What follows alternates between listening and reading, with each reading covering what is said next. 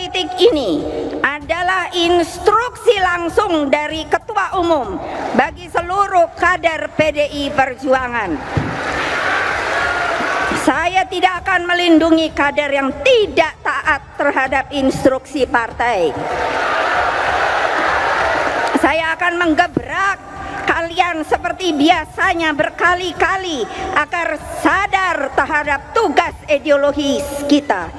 Jika tidak siap, silakan kalian pergi keluar dari PDI Perjuangan. Siap atau tidak? Siap atau tidak? Siap atau tidak? Kabar Harian mengabarkan.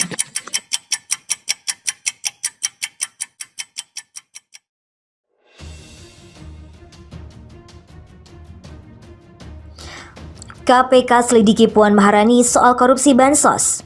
Beni, jangan obrol harapan. Anggota DPR RI Beni Kaharman menantang KPK untuk membuktikan pernyataan akan menyelidiki keterlibatan Ketua DPR RI Puan Maharani dalam kasus korupsi Bansos COVID-19. Melalui akun Twitter miliknya, @beni_harmanit, Beni mempertanyakan keberanian KPK untuk mengusut kasus di pusaran PDI Perjuangan. Politisi Partai Demokrat ini menandai sebuah artikel pemberitaan yang berisi pernyataan KPK akan menyelidiki Puan Maharani. Tak sampai di situ, Beni juga melontarkan sindiran keras kepada KPK. Ia membuat penampakan KPK tak bernyali menangkap kakak besar di laut dangkal, apalagi di laut dalam. Beni meminta kepada KPK agar bisa bekerja dalam diam, tak perlu mengobrol harapan yang tak perlu. Namun semuanya dibuktikan dengan tindakan dan pencapaian melalui kerja yang maksimal. PLT juru bicara KPK Ali Fikri menegaskan lembaga anti rasuah akan menyelidiki dugaan keterlibatan Ketua DPR RI Puan Maharani dalam kasus korupsi Bansos COVID-19.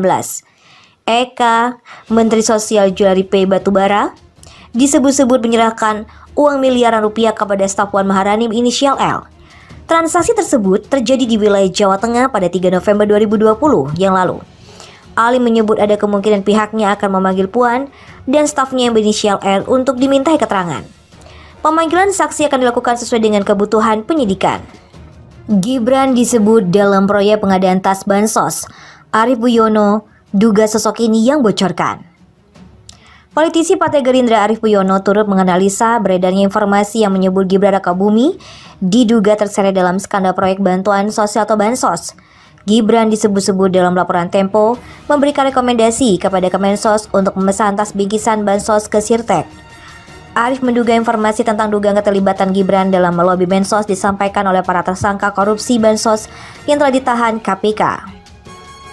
Meski demikian, Arief punya perundang-undangan sendiri apabila benar Gibran memberikan rekomendasi seperti yang diberitakan oleh majalah Tempo. Menurut Arief, sekalipun Gibran memberikan rekomendasi, maka hal tersebut bukanlah pelanggaran hukum. Selaku benar, Gibran merekomendasikan Sirtek pada Mensos dan dapat free pengadaan goodie bag itu bukan korupsi, tapi lebih pada yang namanya jasa broker atau sales. Sekalipun harga goodie bag di markup, Gibran juga tidak menyalahi hukum, dijelaskan oleh Arief Puyono. Rizal Fadila bikin panas umat, pecah menang. Menteri Agama Yakut Khalil Qomas harus dipecat atas pernyataannya soal afirmasi keberadaan Ahmadiyah dan Syiah, dua ajaran yang oleh sebagian besar umat Islam Indonesia dan juga MUI dinyatakan sesat. Menurut Rizal, Presiden Jokowi harus segera memberhentikan Menak Yakub dengan dugaan memakai dalil atau kaidah usul fikih. Darul Mafasyaid, Mukadamun ala Jabil, Masalil. Ini mencegah kemudaratan lebih baik daripada meraih kemanfaatan. Mungkin benar dugaan banyak pihak bahwa Presiden Jokowi salah lagi memilih menteri. Menteri ini akan menjadi gaduh negeri. Menurut Rizal, Menteri Agama yang ini melegalisasi Ahmadiyah dan Syiah sama saja dengan memancing perlawanan umat Islam serta menciptakan keresahan dan konflik. Menteri seperti ini bukan menteri yang baik dan lebih jauh dapat masuk dalam anasil pembuat kerusuhan. Menurut Rizal, Menteri Agama Yakub ini membuat panas umat. Banyak masalah yang semestinya menjadi prioritas kebijakan untuk membenahi umat Islam seperti kualitas lembaga pendidikan keagamaan, pengembangan ekonomi keumatan, peningkatan kualitas mubalik, menjadikan masjid sebagai pusat ibadah dan budaya, serta masalah sosial lain yang mendesak. Dalam hal ini, soal Ahmadiyah dan Syiah bukan hal yang mudah untuk diterima. Masalahnya, kedua ajaran ini dapat dikategorikan menistakan agama, terlebih Syiah yang menyerang Ahlul Bait Nabi. Istri-istri Rasulullah dicelecehkan, sahabat Nabi dinistakan, mengkafirkan Ahlus Sunnah, melegalisasi perzinaan, serta membahayakan negara karena spirit perjuangannya adalah menghentikan ideologi negara oleh ideologi imanah Syiah, membahayakan akidah dan NKRI. Klarifikasi Tempo soal korupsi dana bansos. Kami tak benci keluarga Jokowi. Pimpinan redaksi majalah Tempo Wahyu Jatmika mengatakan laporan majalah Tempo edisi 21 Desember 2020 tentang korupsi bantuan sosial atau bansos sudah menerapkan disiplin verifikasi yang ketat. Ia menyayangkan adanya sentimen yang menyebut bahwa laporan tersebut tendensius menyerang Partai Demokrasi Indonesia Perjuangan dan Gibran Raka Buming Raka putra Presiden Joko Widodo. Ia mengatakan kalau laporan ini berawal dari sejumlah pengusaha menjadi korban pemerasan dari staf Kementerian Sosial.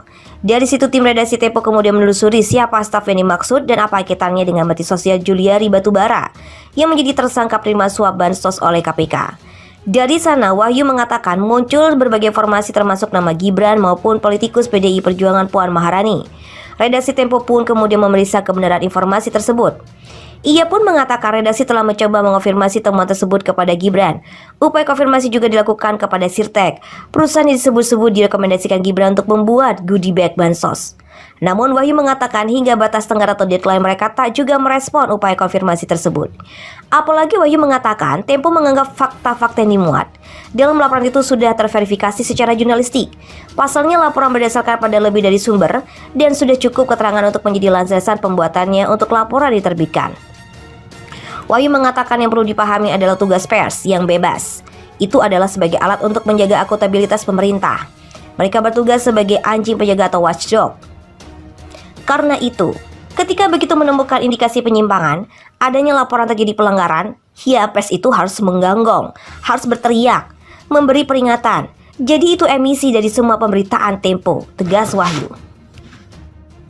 Rocky Gerung ungkap pesan rahasia Gibran soal dugaan korupsi. Akademisi Rocky Gerung menganggap ekspresi wajah calon wali kota Solo terpilih Gibran Raka Buming Raka sama seperti fenomena lilin. Menurutnya lilin tersebut menyala sebelum akhirnya padam, sama seperti penegasan Gibran yang meminta pihak berwenang memeriksanya. Dalam kanal YouTube miliknya, Rocky Gerung mengatakan bahwa kekuasaan sedang menuju ujungnya. Karena itu Gibran menggunakan energinya habis-habisan dengan menampik segala bentuk tuduhan terhadapnya. Menurutnya, dalam situasi tersebut sudah terbaca bahwa Gibran sudah sepatutnya mengutarakan bahwa dia tidak terlihat dan tak meminta pihak berwenang untuk memeriksanya.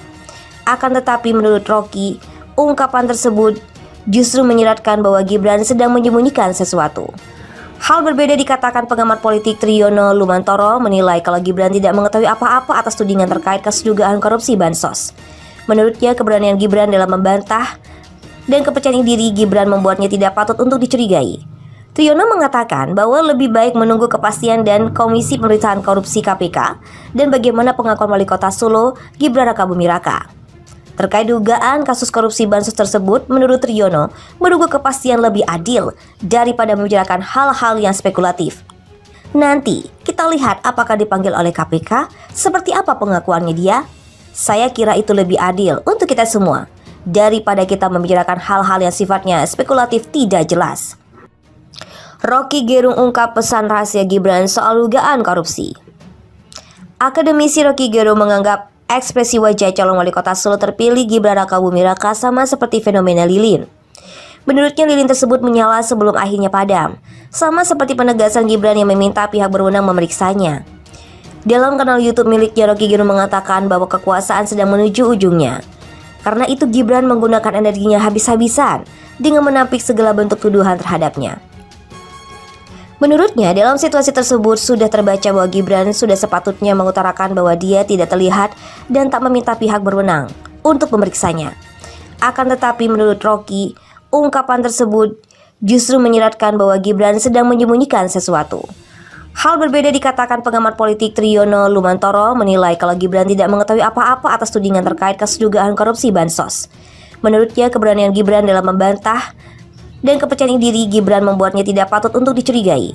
Triyono mengatakan bahwa lebih baik menunggu kepastian dan Komisi Pemerintahan Korupsi KPK dan bagaimana pengakuan wali kota Solo Gibran Raka Buming Raka.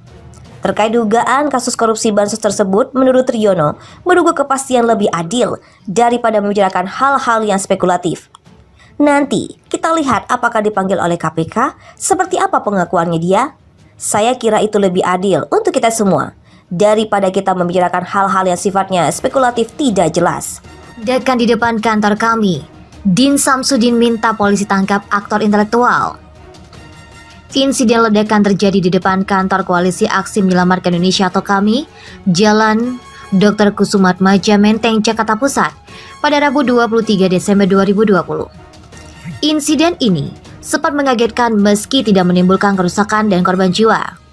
Presidium KAMI Din Samsudin mengatakan, ledakan kecil tersebut bagi penghuni kantor KAMI dan perumahan sekitar menjadi gangguan dan ancaman.